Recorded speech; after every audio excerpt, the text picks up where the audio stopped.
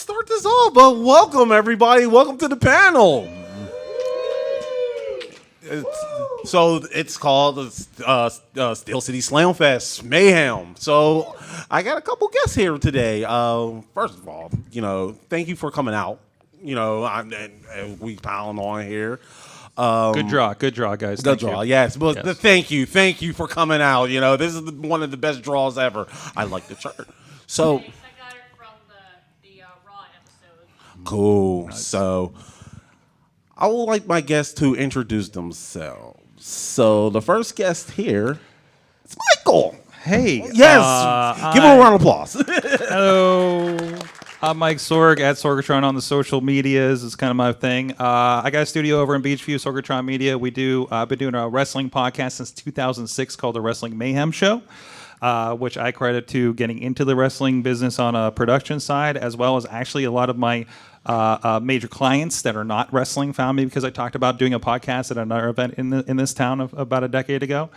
That has parlayed into working in production for a lot of promotions, especially around Pittsburgh.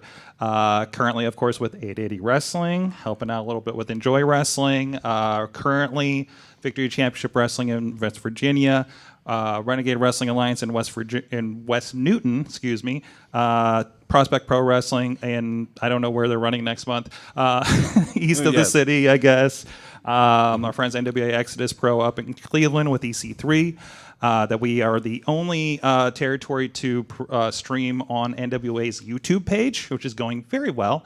I've had the opportunity to work with WrestleCon, so I've had a chance to work with like Impact Wrestling on some pay-per-views, and did a AAA one that weekend. Worked with New Japan Pro Wrestling on their American product. I did get to actually, I'm a video director switcher typically, but I've kind of done everything up and down the chain and had the opportunity to tech direct and the switcher and do the calls for the Willow versus Mercedes New Japan Strong Championship where that unfortunate injury happened.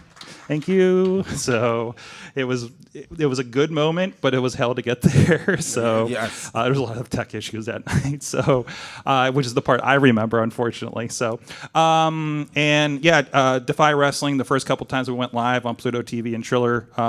Still fantastic. One of my favorite matches ever. Sorry, MV, but you're in my top 5. Is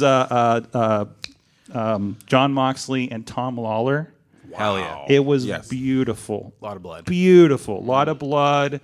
Just beautiful splatter blood stuff, and I haven't seen anything since I think it was one of your matches like 2 Enjoy shows ago where there was some good like chops and like sweat splatter in those lights and Mr. stuff. Jack Pollock. Yeah, and Jack Pollock. Yeah, there you go. Oh, that was the blood one. Yeah. So I love that. I love working with people that know how to do their cameras and the camera work like that. Like Enjoy and Defy are like top notch when it comes to that kind of thing. So, and that's everything off the top of my head. Basically, like everything I do professionally is, the experiences are because of professional wrestling and being around it, meeting a lot of really cool people, around the business, whether it be the wrestlers like MV or just, we've created like great production teams. I use wrestling, obviously Thursday nights for Thursday night fights with 880. We're training up new video people and production people all the time. And, to the point where I've been very confident. I say if you do production in professional wrestling, I could put you anywhere, and because you'll do everything and won't complain about it. Because I always say you work it for nothing at wrestling, it's really hard, and then as you go, you do less and get paid more in production, and that. We built a team that's done live streams on the Michigan Speedway, International Speedway, where they do NASCAR, just the last couple of months. And I built that team all from wrestling production people, and they all kicked ass in a very, very difficult environment. So that's kind of my top level story there. Good job, man. Thank you for coming out. Give him a round of applause again. Thank you. And lastly, I know this gentleman been traveling around this building and everything, trying to find his way around here, but he managed to come through. Just like life. Yes, just like life. Yep. So I would like to give him a warm welcome. Whoa. He would not show up.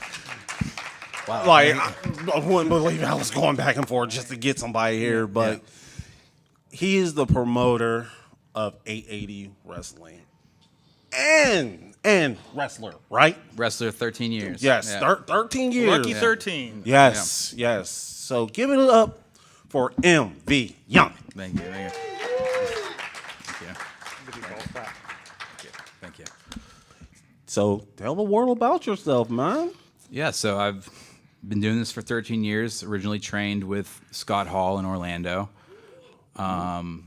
Was in Florida for about a year. Moved up back home to Pittsburgh.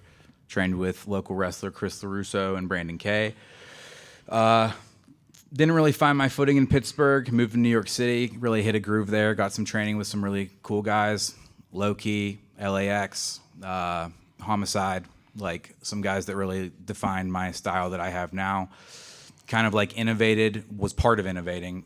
Shout out Casanova Valentine, the no-ring bar fight style, which is, I don't know if you guys have ever seen these before, but we just go at it in bars. It wasn't really a thing, and then Cass was kind of doing it. I kind of hopped on, kind of brought it back here. But it was like, kind of like really frowned upon, and now it is often duplicated. But, kind of like formed a style that I think is really my own from New York City. Moved back to Pittsburgh because I miss this shit so much. Love the city. And in 2022, I opened up 880 Wrestling School, wrestling studio, weekly shows. We do the monthly big ones. And I work here with Mike Sorg with Sorgatron Media. And we've been picking up a lot of steam lately. So thank you for having me. Yes, give him a round of applause. Yeah. Once again, thank you for coming out and everything. So, like, it's been a wonderful time at this moment. So, the first question I'm going to ask both Yins, like, independent wrestling around everywhere and everything. What is the biggest impact that independent wrestling brings to this, not only just the city, but in the business itself? So, anybody would like to? Well, I think the business, you can say Lee Moriarty. You can say Thea Hall. You can say Hale. I'm sorry, I'm saying it wrong. Thea Hale. You can say RJ City, Dalton Castle came through this area, did a lot of great things. My friend Riz in the back has a great interview with those two from back in the day. Look at it on YouTube. No, I think a lot of people either came through here. Wardlow cut his teeth through here, and obviously it was a big deal and is going to be an American Gladiator of all things. Well, it's amazing. Good job, Michael. And I still miss Wardlow mom. She was always crazy in the crowd. Yes. I thought she was going to fight these drunk luchadors in Erie one time. It's just wild to see that kind of stuff. But no, there's a lot of people here that you've seen an influence across all the promotions. We've always said, look, Elias is another one that came through here. I think that starts with your Kurt Angle. God, going that history back to Bruno Sammartino. Like, this is a wrestling town, and I think for a while it wasn't seen as that.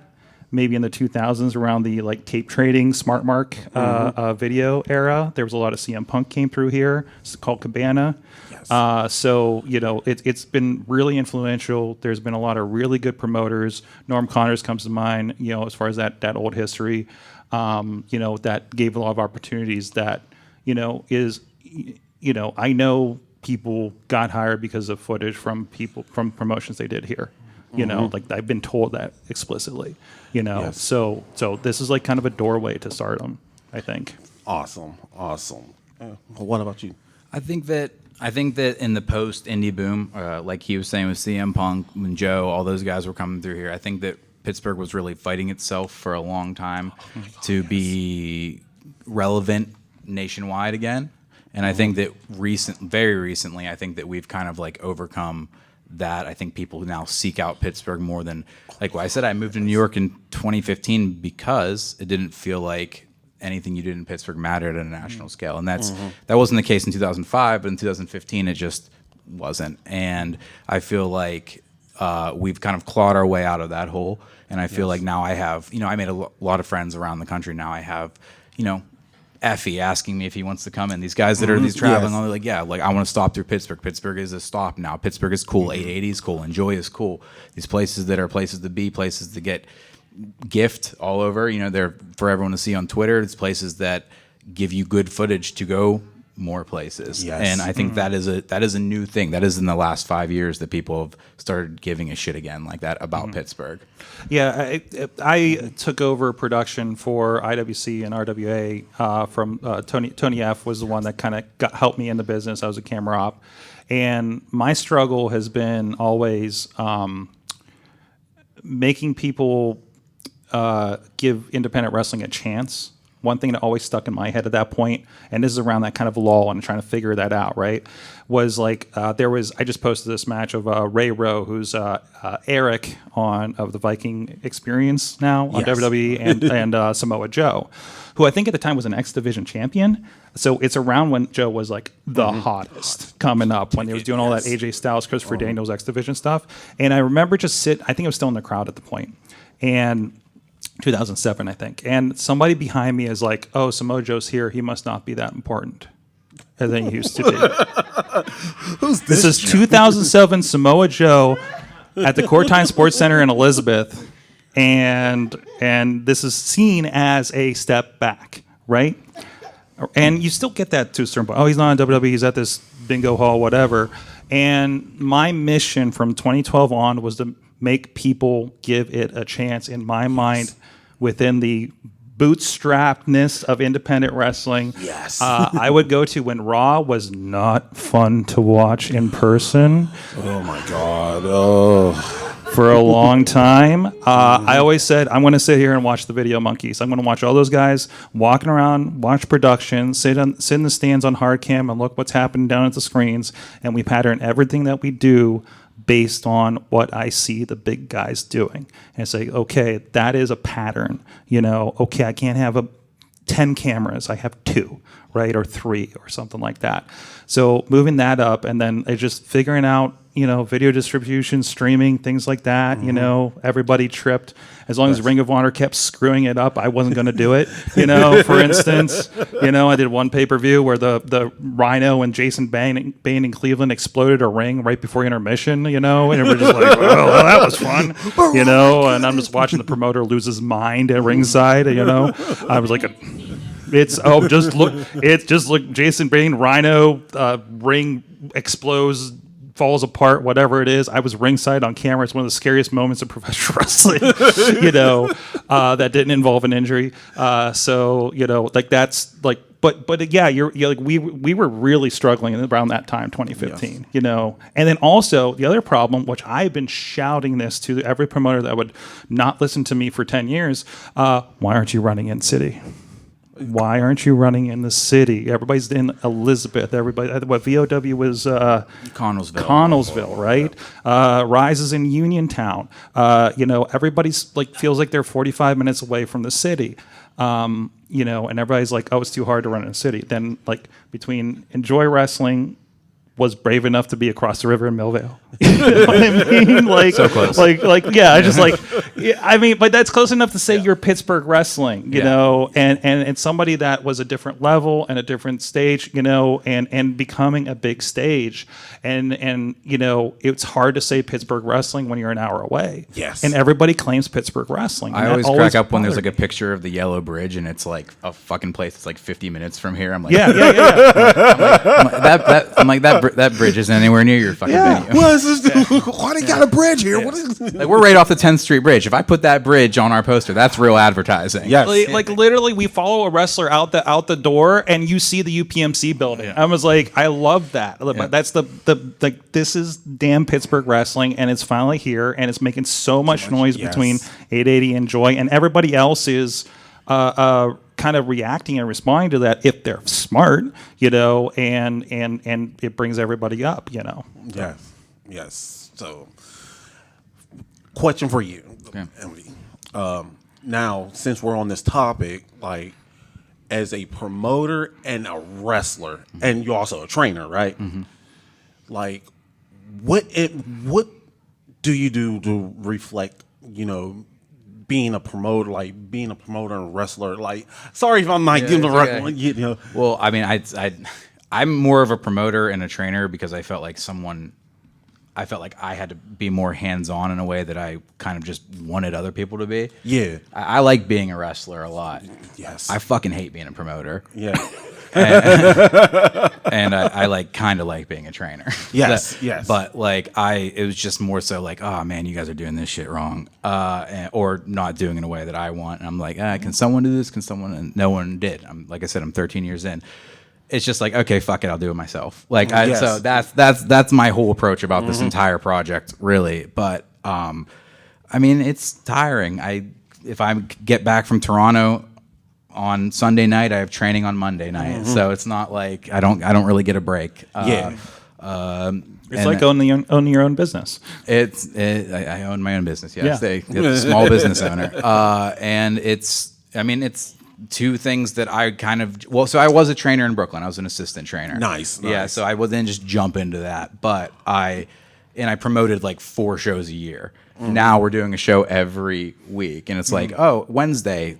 Here's a series of problems. Our Keith Hott will message me and be like, "Hey, 5 people dropped." I'm like, "Fuck, dude, it's Wednesday night. I never had to worry about Wednesday nights ever in my life, and now it's stressful." And I don't want to think about that, but that's just things that I have to deal with. It's just like muscle memory at this point. But it's weird. I'm only 30 years old, which is still relatively young for a wrestler. So I'm not thinking about hanging it up, barring some horrible thing happens. So like, I'm going to keep being a wrestler, and I'm just going to keep learning how to do that while being a promoter and a trainer. Sweet, man. Like, I know it's probably difficult, like just trying to juggle a lot of things, like with life and everything, like being just the wrestler and being the promoter. Yeah.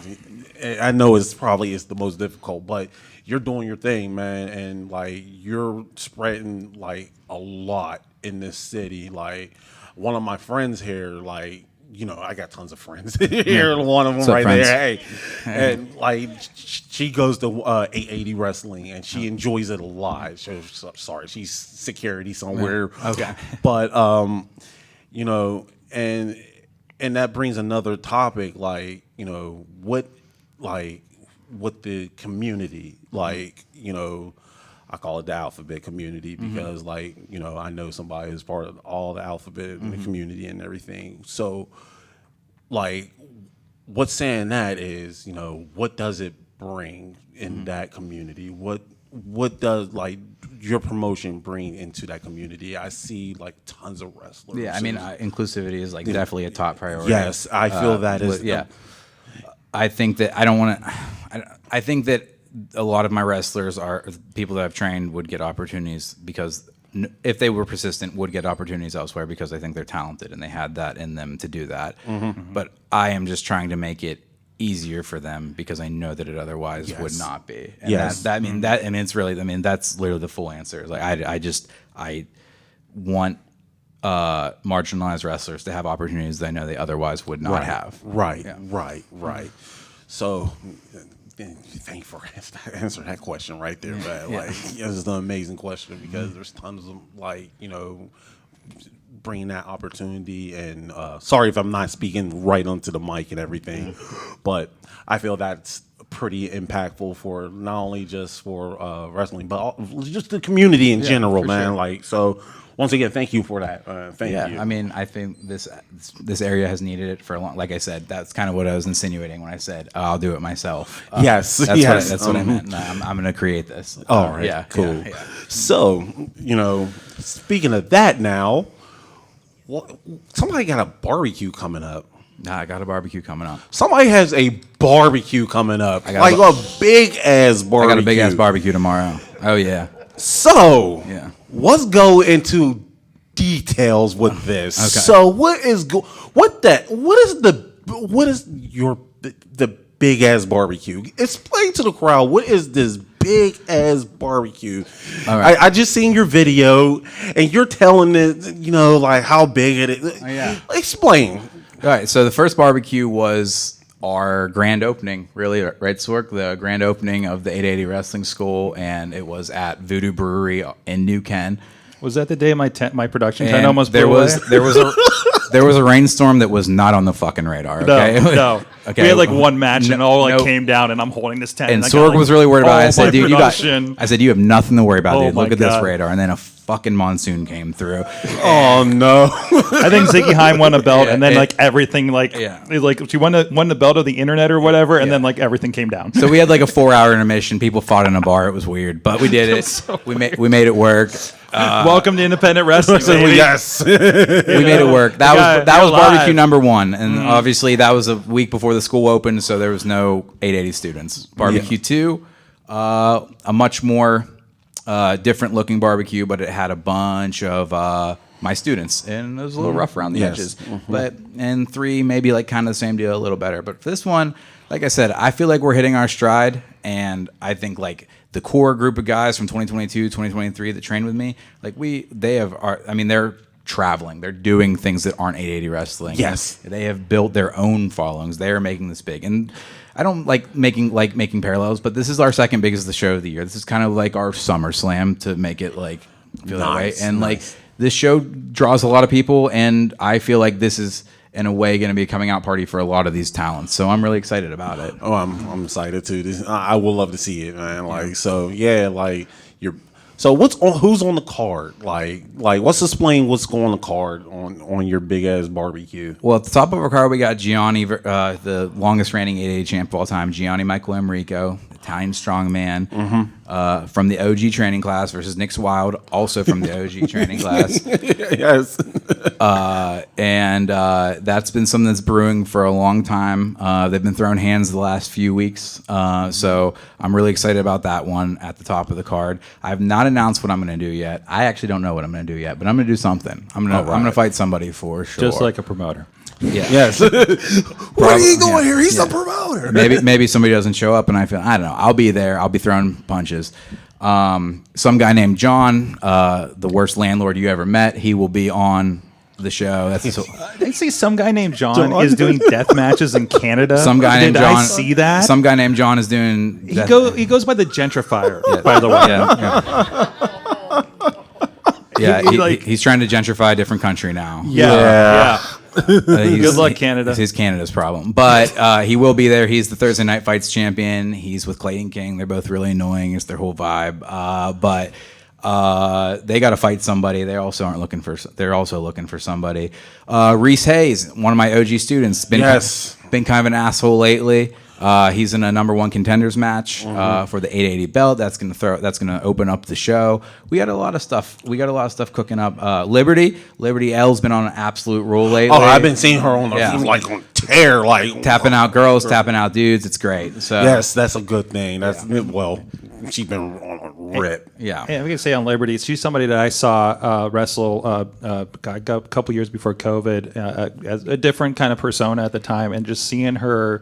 And I saw her in our promotion recently too, and just seeing her develop has been incredible. And just coming back, she took a bit of sabbatical, I think, from wrestling, and has just come back with a fire. Yes. Seeing her promo and watching Thursday Night Fights, which is on Thursday nights. Every Thursday night on YouTube. Yes. We're pushing the YouTube the most now, right? Yes. Okay. Yes. So yeah, she's been on a rip though. Like, She's a star. Like, and also Zeke Mercer. Yeah. They and the stable they have there, like The matriarchy. yes, they've been doing a phenomenal job. Yeah. Like, I've been watching it on IndieWrestling.us. Yeah.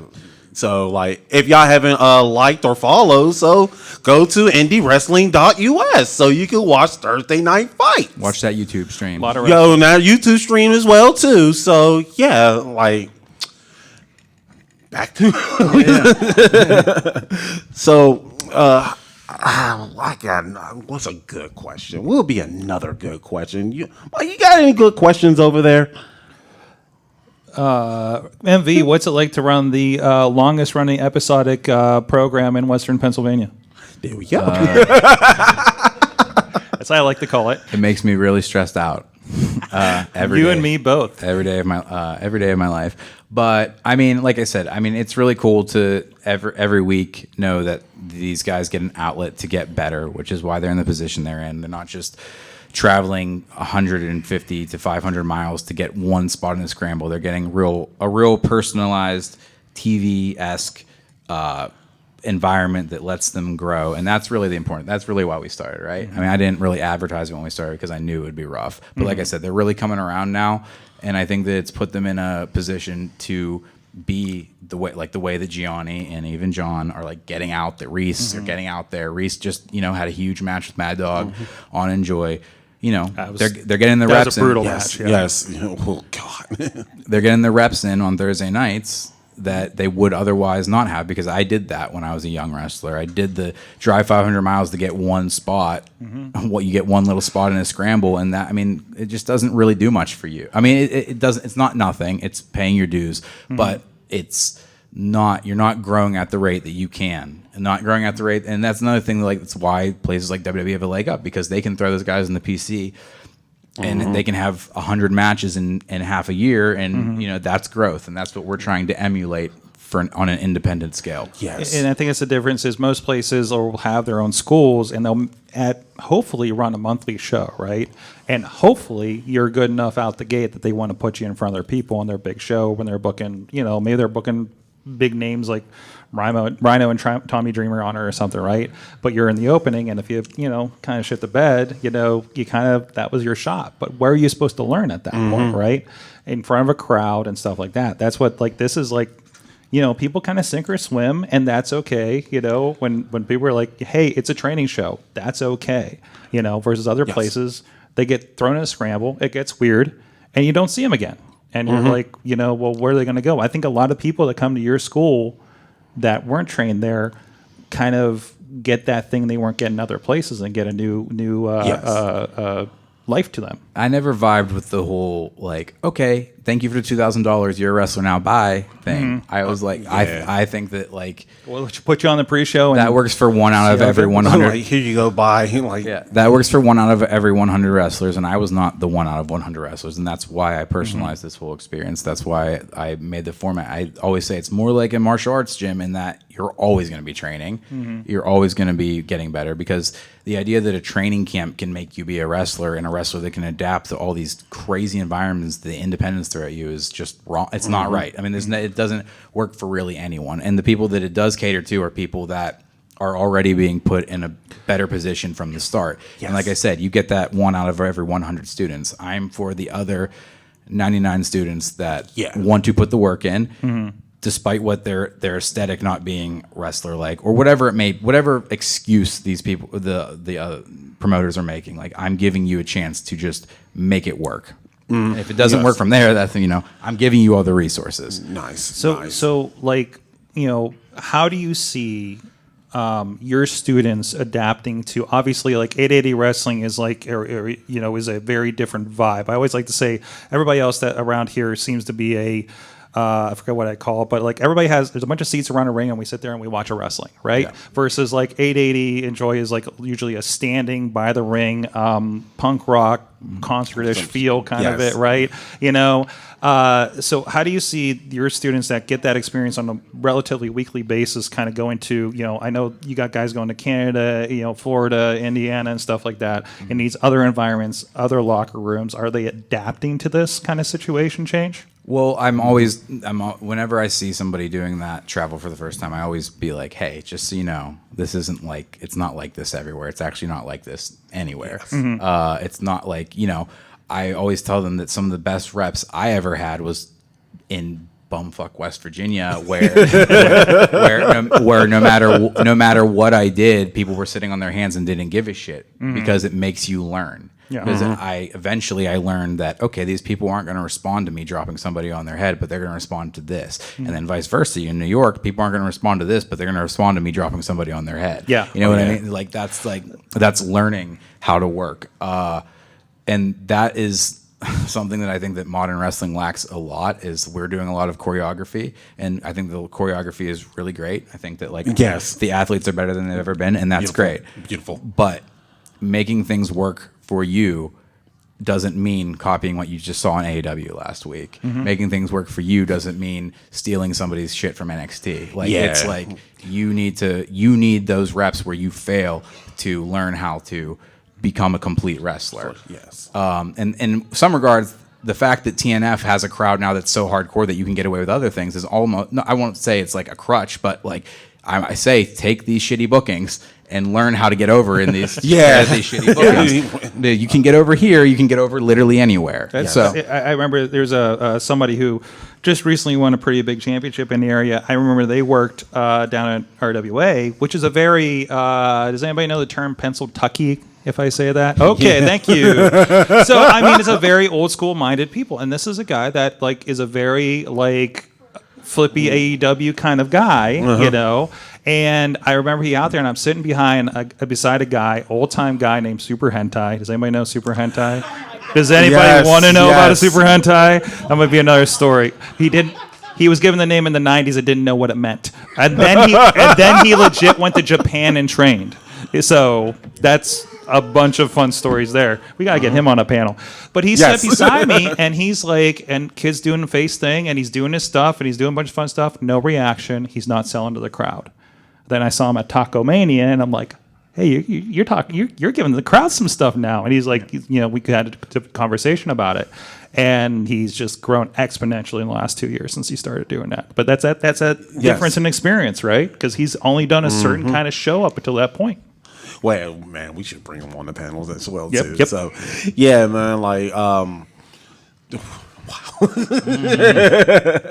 Speaking about that, geez, I'm blank with questions today. Like, this is insane. Like, I am so sorry, folks. You know, only got 30 more minutes to fill. It's all right. Yes, we got tons. We got a lot we can talk about. If you yes, we got tons of cover. So, like, man, like, there's a lot to feel here. Like, so you've been doing your like having a mission. I seen you on I think Channel 2 at one point. Like, oh yeah. We were on KDK today. What was it? Pittsburgh Today PTL? Live. I think Pittsburgh PTL. Today Live. That's what it was. Yeah, like you know, you was talking about like you know become the most profitable promotion here, and which is very successful right now, man. Which it's freaking amazing that how much you have grown like in this city, you know.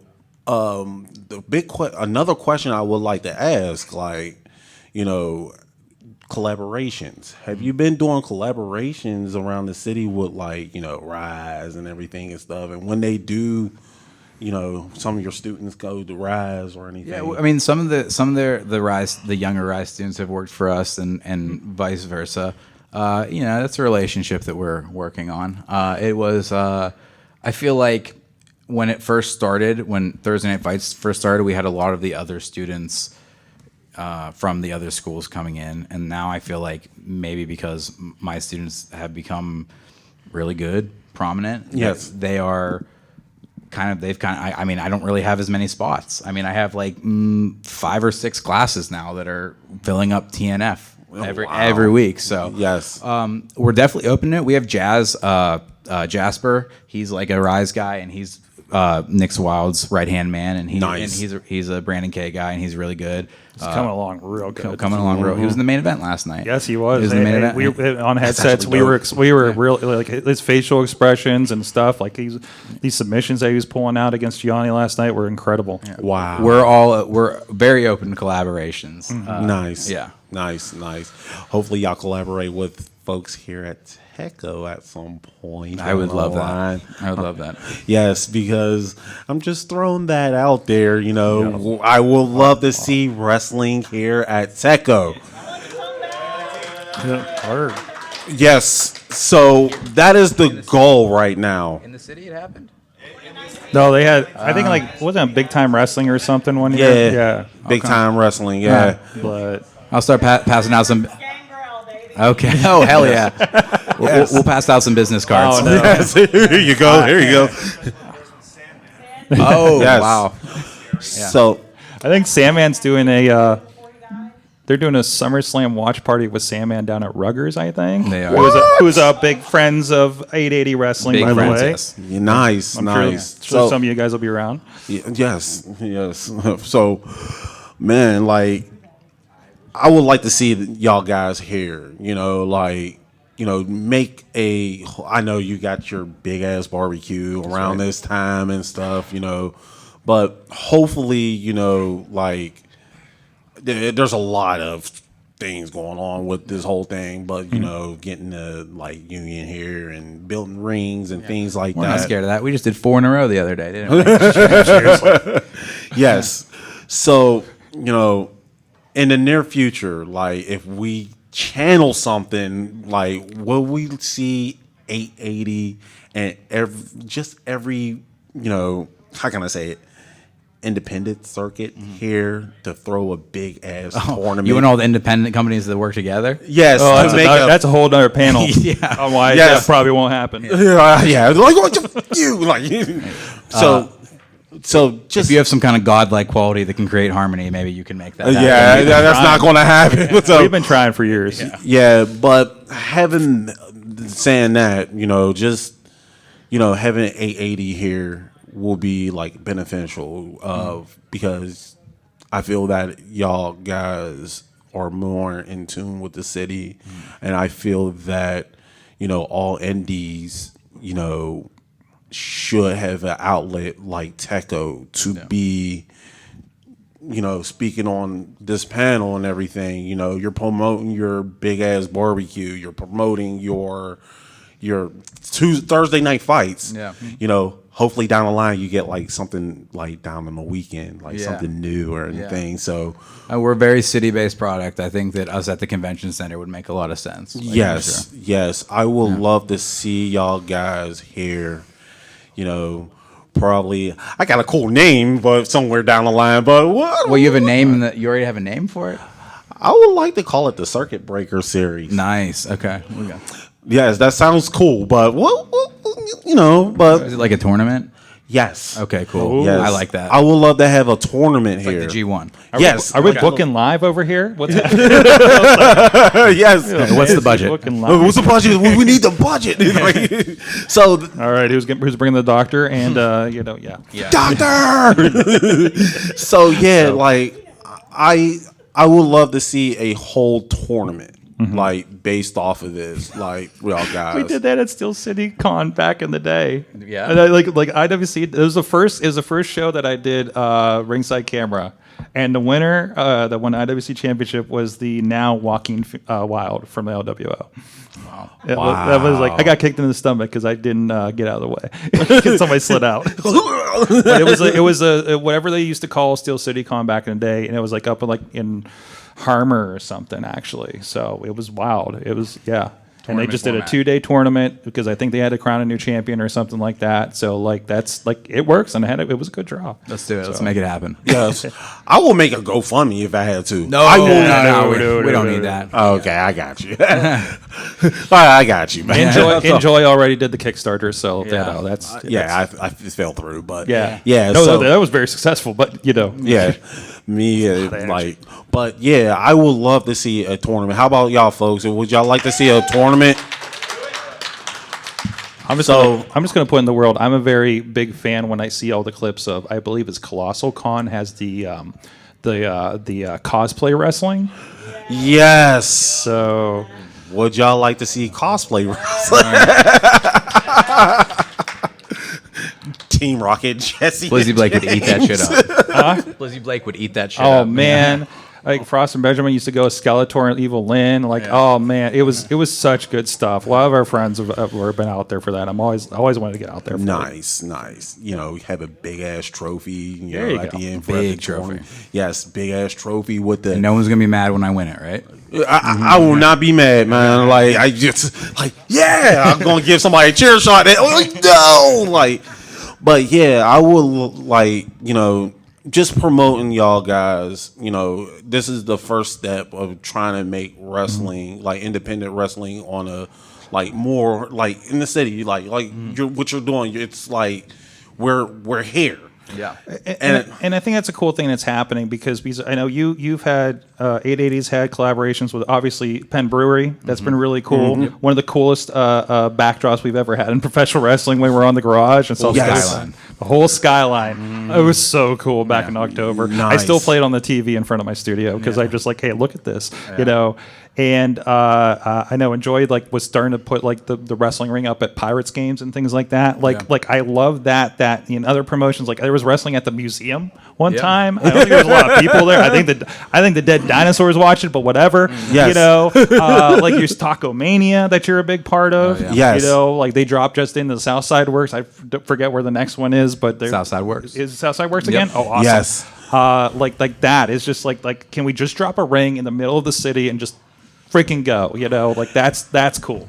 Yes, that will be the next goal here. Yeah, at this so- moment. Wrestling ring at the point. I've been saying it for Oh my god! I thought we were going to do the boat thing like we saw in Japan. You ever see that floating ring they did? Like Yes. there's that shot, but like I saw the tiki thing floating down there. Everybody's drinking. Like let's just put a ring on a couple of those things and go. Well, actually, they put what was that floating stage? They just popped up over there too. And you and I both were like, "Hey, can we put an 18 by 18 on that thing?" I may have emailed them already. Yeah. He just threw him in the river. Oh my God. MV, do you do the same thing I tend to do? Both me and my wife do this, actually. We walk into any room, any cool venue, and say, can I put a wrestling ring in here? Oh yeah, I've been doing that shit for years. Is this capable to hold a wrestling ring and everything? That's why Do I need a little ring or a small ring? Yeah. A tiny ring? I think you've gotten some of those. Hey, I think a ring will fit in this place over here, and it's really cool. You know, you should talk to these guys. You know, Yes. so. I'm all about the aesthetic. I love that. Yes. Yes. So, but other than that, you enjoying Tekko so far, man? Yes, I mean this is this is an experience. So I've done New York Comic Con and things, and when WizardCon was here and things like this. But this is really cool. I love that it's most of this convention center. You know, I didn't realize it's as big as it was. You know. Yeah. So. How about you, Young? How you like Tekko so far? Other than you've had the speed run. I've so had far. a 10-minute jaunt through Tekko. what? And most of it was spent in the back rooms that looked like the backstage scenes on SmackDown versus Raw. But Yeah, it was I didn't know where the hell I was. But luckily, I found Eric, and shout out Eric, the photographer. Yes. He got me here. Thank you, E. Thank you, bro. He's the first one I found too. Yeah. Yes. Our little angel. But like I said, it's a culture shock for me. But do I think that wrestling would work here? Absolutely. Listen, big old ring right back there. Radio Deadpool was walking by when I was grabbing some ramen and was playing the Cody Rhodes theme. So There we go. Yes. are you Radio Deadpool? Hey, Hey, what's going on? did the whoa. That's the other one. Yes. So Of course he's hanging with Gambit. Yes. Mona Me. You'll get your movie. You'll get your movie, sir. Yes, he's due for a movie. So, but yeah, just having wrestling here, I think we're possibly the first panel ever to feature a wrestler actually. Wow. And yes, I think we're the very first. We did something that is impossible. So give us a round of applause. Yeah, we're the first. I feel that we're legitimately the first pulling this off, and for years I've been hearing this from folks. It will never happen in Tekko ever again. Wrestling will never happen. What happened Ever last again? time? What happened? What did Gangrel do? I don't know. Okay, I've heard what Gangrel did too, but yeah, I mean, what did he do? I've never heard this before. So, what's the story about? I'm trying to figure out the story myself. I'm hearing bits and pieces. Do you know what happened? Nothing behind the scenes. Did you watch the show? Was the show good? Was a lot of people watching? Wasn't Scott Steiner here or something? How? I mean, Gangrel, bless his heart, he tried. Gangrel tried. Yeah. But it didn't matter because it was still fun. Oh, it's just a bat. They're like, that match sucks so much ass. We're never doing this again. Gangrel comes out. And then he goes like this to just, okay, now you can get me. Okay. And it's whatever. Okay. So he just stunk up the Did he joint, come dude. out and he spit his blood and he had the dope music? That's all Gangrel needs. It's like Sandman. Yes. And Yeah. then the last remaining half of Legion of Doom came out for a whole 30 seconds. Damn, they're bringing out the names. Yes. Yes. Wow. Comedians come out and say, I don't like the way this this match ended. We're gonna do it again. Oh, boy. And then he left. That was all he did. And also Sandman. $5,000. Yeah. Yes. Sandman did his whole thing where he's walking around the crowd. And Yeah. Every Sandman's going, and he's like, instead of, because he was sober.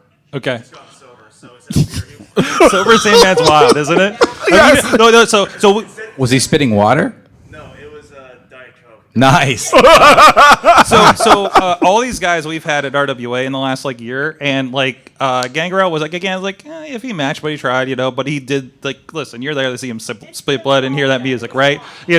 And Sandman was another thing where I think we had like a minute and a half match, but nobody cared. What do you need from because he Sandman? did his full entrance, and I did notice he just gives everybody else the beer, and I'm like. I think some of those guys need carded. Like I've always been like, listen, I've been filming Sandman entrances when he comes through Pittsburgh for like 15, 20 years, and I'm just like, I don't know about some of these kids' age, man. Maybe that's why. Maybe that's why he can't come back. I got a picture with him at that point. He put me in the headlock with the kendo stick. Yeah. That was one of the most frightening. Help me. I just remember. Yeah, I remember. I think I was still going as a fan. And it was like Raven was a surprise. Sandman was there. He might have been the champ or something here. And I just remember them going to their table and they were just bickering each other like they were married. And it was just like the funniest thing I'd ever seen. That and having to get Raven strawberry ice cream from the Eaton Park next door. That was when we did an interview. Like that was the weirdest. MV, what's the weirdest wrestling story you have? And especially with somebody we might know from TV. Yeah, this is where we should go with this. Yes, let's we go got with 15 that. minutes. I had to take Virgil to Philadelphia one time. We all bless got his Virgil heart. stories. Yes. I don't even know if I tell you these fucking stories. Okay. I mean, not to speak ill of the dead, but he was such a character. He's such a character. Bless I his can heart. Uh, say, and I do miss him just for existing around. He told me the most batshit story. I don't think I can tell you these stories. I really don't. He was telling me these stories that I just knew were not true. That's the first thing. Okay. He was saying shit that like he was on Good Morning America with Ted DiBiase. I was like, that is definitely not. Like, wait a minute now. And he said that when he made his entrance on Good Morning America, he like took the host, there was a lady over, and gave her a big old kiss. And when he came to the back, Vince McMahon said, "That was the best shit I've ever seen." I was like, that did not happen, Virgil. Like, wait a minute now. You're lying to me. 'Cause why would Vince McMahon be there? And you were not on Good Morning America. Ted DiBiase wasn't on Good Morning America, let alone you. It was just like 6 hours of stream of consciousness from this insane man. Yeah. God rest his soul. But like, it was just like, dude, holy shit. How do you even come up with the shit that you're telling me right now? Like, he told me that they gave when Mr. Perfect was a rookie, that they were at State College and they gave him a wedgie that hung him from a flagpole at State College, and he said he went all the way down to the ground. I was like, dude, you're just saying, you're telling me the most of these are not physically possible. Like, I think you watched it in a movie or something. Yeah. like, and he was just like telling me like it was fact, and I was like, dog, you are lying to me right now. But I was 20 years old, and I was like, okay, yes, sir, yep, Yes, Mr. Virgil. yeah. Yes. Did you ever see the project I did with him? No, was it the Dombrowski? Yeah, the Dombrowski thing. Oh yeah, where we filmed it. It's the legend, the legend of Virgil's table or something like that. Yeah. We filmed it in his apartment in Coriopolis at the time, and God, this had been almost 10 years ago. And Joe Dombrowski, who he's announced everything at this point. We set up his merch table because the old Lonely Virgil merch table, he's out at the Rogers Flea Market, kind of thing. And so we like talked him into setting that up. And I think I can tell this part of the story. We were always also worried about like, oh, is he going to get weird and ask for more money? My wife, a former paralegal, that works with me now, found the Jerry Springer contract and then changed it up so it applied to this. Because, like, nothing is more ironclad than a damn Jerry Springer contract, okay? So we co-opted that, and he signed it on his fax machine, which is the only thing that existed of technology in his apartment, by the way. And this thing, you walk in, and it's a, modest little apartment, a nice spot, but there's nothing in it except, like, a little TV over here, but there's these big, like, posters. There's him, Andre, and Ted from WrestleMania 4, I think, over his fireplace. And there's like him with Sylvester Stallone and him with, I think, Schwarzenegger maybe. The one WWE program he was on the cover of when he turned face. And it's just all these like, and there's like, it's all over the walls, and they're all like the huge size, and you can tell all the things of him with celebrities. Like one of mine been like Whoopi Goldberg or something. Yeah. You can tell they were from the same like Planet Hollywood event, you know. And he blew them up. But the craziest thing was I peeked in his bedroom because he like kind of gave us the tour, which was very quick. And it was a picture of him from his bodybuilding days with this giant beard over his bed. And I'm like, I'm not going back. Like, if you look at the thing, it's on Pro Wrestling Library, IndieWrestling.us, and it's. We took pictures of all those for a little bit of B-roll, and we did a pop-up video fact check on everything he talked to us about. Because Joe interviewed him and asked him about all the crazy stuff that he's supposedly said, probably some of the stories you heard. Everything from, did you really get paid this for this event? And he asked about his penis size. See, that's what I didn't want to say. You didn't get that one? No, I didn't want to. The dude talks about his dick all the time. It's crazy. Like, literally, it was like we put a little fact that says I didn't know. The average African American male penis is such and such. Crazy. And then we have a little pop sound that happens, and it was like the wildest stuff I've ever done. I'm glad you broke the seal, because dude, I was like, dude, what the fuck are you? It's just me and this guy in this car on this 6-hour trip, and he's talking to me about his dick, and I was just like, come on, man. And the seal has been broken. I'm like 20 years old. I'm terrified of it. Well, that is the scariest thing when you're that young. You watch this guy on TV. You have no idea what to think, right? Yeah. And he's sitting up there talking about his jack. Like, I mean, like, it's his favorite topic of discussion, like, quite frankly. What was, when you were at that age, other than Virgil and as a whole, who was the person you were most scared to talk to based on being new to it? You saw him on TV, kind of, I don't know if it's starstruck or just just terrified. When I was in high school, like when I was in school, like I was obsessed with wrestling, but I didn't have any friends that were into wrestling, so I never went to any wrestling events at all. So Scott Hall ran my wrestling school. So literally the first day ever, you're just like, oh my god, it's Razor Ramon. And I'm Razor Ramon. And I'm just like I'm like, hi, I'm Michael. Like, nice to meet you. And he's still huge, right? Like he's still like 6'8", whatever the fuck. And I was like, dude, holy fuck, Scott Hall is in front of me right now. And then there's another thing about my first day of training. MVP was just there for some reason, and he just walked in and was like helping with practice, and I was like, yo, I'm fucking tweaking, and I'm like, they're like, do your forward rolls, this is how you do it. I was like, okay, dude, ball in, and like I was like trying so hard not to be marked. I think I had like the Dolph Ziggler and Zack Ryder like sticker. Do you guys remember they gave these stickers to promote like this potential match at WrestleMania on my truck? And then on my way out of practice, MVP grilled me for that. It was just like, I was like, dude, this sucks. But I hear he hurts people. Yeah. So it was literally my first day of training was my first day of training was MVP and Scott Hall. So that's awesome. Yeah, it was. I was like out of my body the whole time. Yeah. You're like, oh. Yeah. Terrified. I remember interviewing Jimmy Snuka on the show over the phone for our podcast. And then afterwards, he says, my wife needs to approve the interview going out. Like, what? Oh, wait a minute. They were like, what the hell? Like, that was like kind of the first, like, what the hell am I dealing with right now? Yeah. So wrestling is weird. Yeah. Oh my God. So, how many more minutes? Oh, wow. All right. We got another one? We got a couple. So, here's the thing. Y'all would love to ask some questions? Let's go for it. Let's go for it. So, that's quick. It can't be about Virgil. Okay. Wait a second. Let me put the mics down here. Okay. Come on down. Is that going to reach? Okay. Ready. All right. Okay. All right. So question for Envy. So when you're training, what are some of the internal qualities that you're looking for somebody? Are you looking for somebody that has grit, somebody who's flexible? And a question for you, if I'm cheating a little bit here, for when you're recording when you're video, what are some of like techniques, key shots that you're doing like in the ring, or like key shots or techniques when when you're looking for a promo? Go for it. Okay. I'll go work on mine. The main thing that I'm looking for is, and I tell people this all the time because I always feel like there's this. It was published in an article about us, like even last week, and they always say this thing. The where- Greenville Record Argus. No, that's Okay. different. Getting a lot of media these days, but no, the different one. They say that I have a wrestling school for anyone, and I really resent that because I have waivers for everybody that comes through, and I have over 250 signatures at this point, and I have about 15, 16 that are on my program.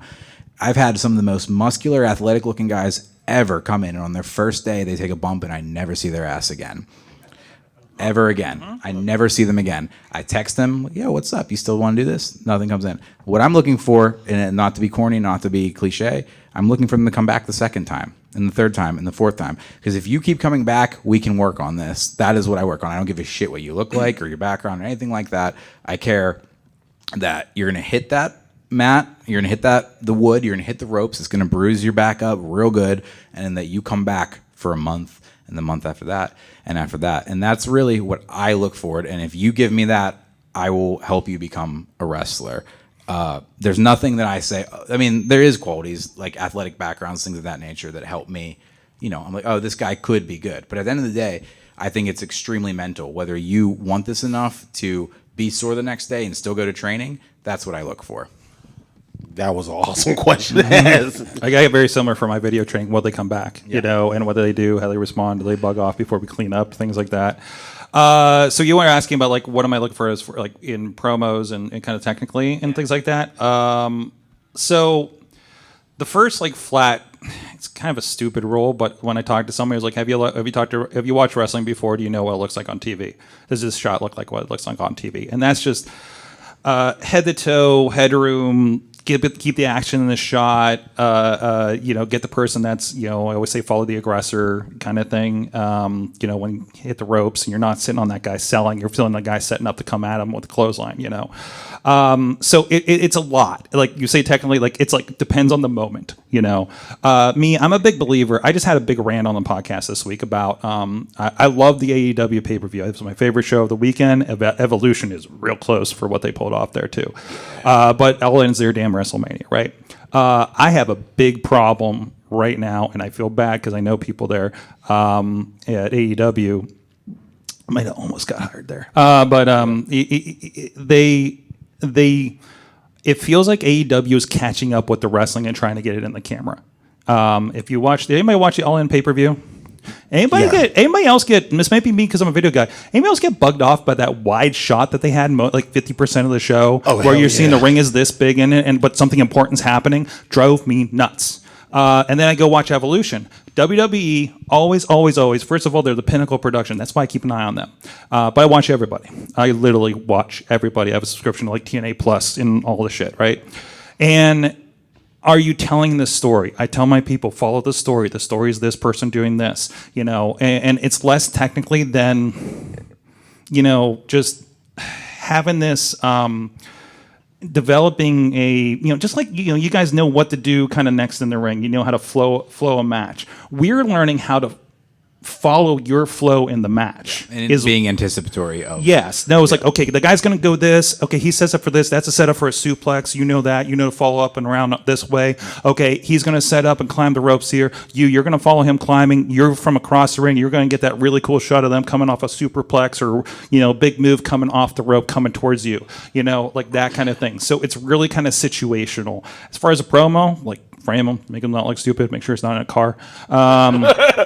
Glenn. I love those. I love what I just saw a bunch of promos for the tag team matches. I think Psychedelic and Matriarchy promos I saw on my feed today. Yeah. They're using space. Yeah. Like the really cool thing is you got those steps, you got the train bridge, you got the south side as your backdrop. Yeah. That's so cool. Yeah. That's the biggest thing. Like the biggest thing I love is and this is a promotional level. I think enjoy 880, especially Thursday night fights. Looks like a place. Literally, I'm watching on Instagram, and there's a wrestler that says, "I want a wrestler there." Yeah. I want to wrestle there. We get that a lot now. I want the show to look like something where you're like, man, I want to be there. Yeah. As much as watching this, man, that's a place I want to be in the crowd, right? I don't watch Enjoy online because I want to be in the crowd. Yeah. I get pissed off and I get FOMO. I'm not in the crowd, Yeah. before we started sponsoring them and doing production. So now I have to be there. So, Yes. but yeah, no, it's really situational. It's like kind of, do you understand wrestling and what it's supposed to look like? And then hit record. Yes. Thank you for that question, man. Thank you. Round of applause. Anybody left? Anybody? Oh, come on up. I know there's not like much time here, but we're still going to throw some questions and I'm stuff. also really sad I didn't get the Yinzer Nightmare before they sold out. Maybe you'll have some on eBay. Anyway, so hi, I'm the Cody Rhodes girl. Not really the famous one, but there's lots of them. So, what's your favorite match that occurred here besides I can't talk. Besides Mankind versus Undertaker. Well, that wouldn't be my choice, anyways. In the city of Pittsburgh, you mean? Yeah, like around here, Okay.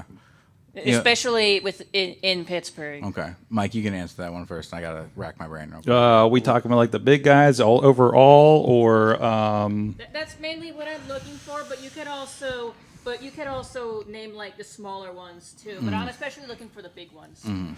oh my god, that's tough. That's tough. I've seen so many. Wow. Do you have one? Oh, me? Oh, like other than the Mankind and everything and stuff, but my favorite one out of all was Kurt Angle winning. Was it the championship belt? When he beat Stone Cold at Unforgiven with that weird thing with Stone Cold's face going the whole Yeah, night? yeah, like that was a good moment. that was I don't a know good- if that was my favorite match, but that was my favorite kind of moment. Yeah, his hand was under the bottom rope. I think they would have. I think they could have put Kurt Angle's victory a little differently. Like when he's like reaching for the bottom rope, like Kurt Angle was like, and then Stone Cold would be like, and he'd be like, trying to reach for it, and then finally he'd be all like. Yeah. That. Yeah, like that was one of my favorite matches. Like, Kurt Angle, I was literally there with my cousin and my brother. And he's from here. Like, yes. Yeah, I always see Angle up in Sheets and Robinson Mall. Like, I always see him like, hey, what's up? He's like, what's going on? Like, but him winning the belt in the city, that was pretty awesome. That was an awesome moment. I'm like, oh, like he won. My brother's a big Angle fan. He's a big Mark. I'm like, oh God, this guy. But I love the fact that Angle won here in the city. That was like the first time I ever experienced like, the hometown hero winning the belt and everything. So my problem is all the matches that come to my mind are not in the city. I can tell you about like Spencer Slade and Bill Collier did like the best 25 minutes I think I've ever filmed recently in Erie. I can tell you about the AJ Styles Matt Sydal match from a Ring of Honor taping in Wheeling. They're just incidentally not here. And I think that speaks to there hasn't been shows in the Pittsburgh area other than WWE, which we already talked about was a problem for a while on Raw. But yeah, I like that's really racking me up my brain. Pittsburgh-ish, the one that really kind of stuck out, that sticks in my mind from years ago at least, is Lee Moriarty and Shirley Doe. yes. Like that was like again, Shirley Doe's old school. Got to watch from when I first started here, and Lee. That's when Lee was really like he's doing these like flying European elbows off the top rope to Shirley's back, and I'm just like, this is fun, So I saw a hand out there. I want to make sure to get you in. As far as recently for Pittsburgh, I would say Kevin Owens and Sami Zayn versus Judgment Day. Owens and Zayn versus Judgment That Day. was a good Is that one. the one where they popped up with the Penguin jerseys jerseys, up and yeah. everything? I would say that's a really good recent. Yeah. Yeah, so how about you? The like I said, I didn't get to go to a ton of live shows when I was a kid, but the one I did go to that was a house show was SmackDown. The main event, CM Punk versus The Miz. Nice. And I was not a wrestler. I was in high school, and The Miz did this shit for like 30 minutes where he'd walk through the curtain and everyone would cheer, and then he'd walk out and everyone would boo. And he did it for like 20 minutes, and then Punk just came up and shit canned him, and everyone went fucking nuts. And I was like, I want to do this so bad. I was like, I just want to do this. So like, I don't even know like if you can even find that on Cage Match or whatever, but like I was like, this is so like, as you know, Let me actually look it up while you.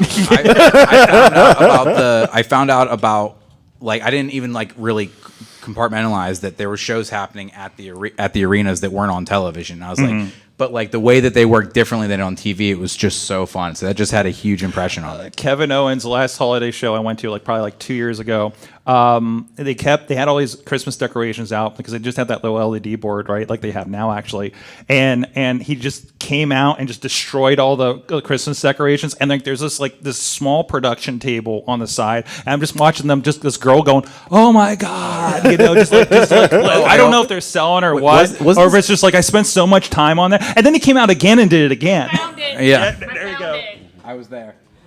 Wasn't CM Punk versus Alberto Del Rio like some kind of like holiday chaos in Pittsburgh Yes, too? yes. He like rolled the bowling ball into his balls or something like that. I Is was that there. when they killed Santa Claus? Something like that. I think that was John Cena. Or Oh, John, that's Jo- right, right, yeah. John Cena. I remember versus- like it was they were taping yeah, that, and, yeah. and the guy beside me is like, "Oh, I'm not gonna let my Yeah. kid." I was there watch for that this." too. Also, great. Yes. So thank you for the question. Yes. I think we can all Well, agree yeah. that Mankind versus Taker is the best one yet. Oh, by far. Yeah. If Yeah. you Yeah. haven't seen it, go watch it for yourself. It's on YouTube. Yes. So, Excellent. well, we're at we're well over and everything. So, before we close up shop, do y'all have any social media you want to give out to everybody?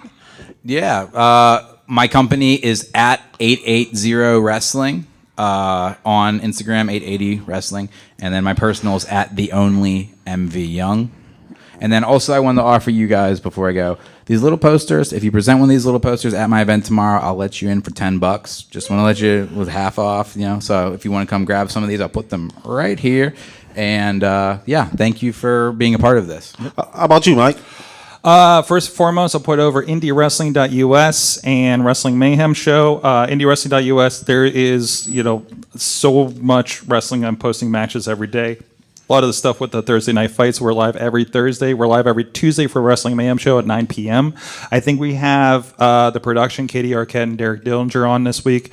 But, we've had a lot of people over the years, that we've talked to. So a great treasure trove there. At Sorgatron on all social medias, you can see whatever goofy stuff I'm getting up to here in my stories on Instagram for sure, and I'll be posting a lot of stuff from that. So, and that's kind of my gateway to everything else I do. So, what I'm saying is, y'all coming to Singawa project somewhere down the line? Yeah. Oh, yep. yeah. Yep. Oh, yeah. We're going to work on that. So, Get Beastman back again. hey, Beastman or any, I don't care. Beastman walked down in the hallway and just yelled at people to come in. Get in here now! Oh, Yeah. whoa! Yeah. Like, Since he's been in Japan, he disrespects furniture and other social norms Like more than usual. I forgot how many chairs he clobbered somebody with, a 4,000. You see the one where he tripped over a chair at GCW that went viral? Oh yeah, I put that to tub thumping. It was Yes. the best. and he made it on Botchamania. Oh, too. yeah. I'm Oh, like, yeah. oh.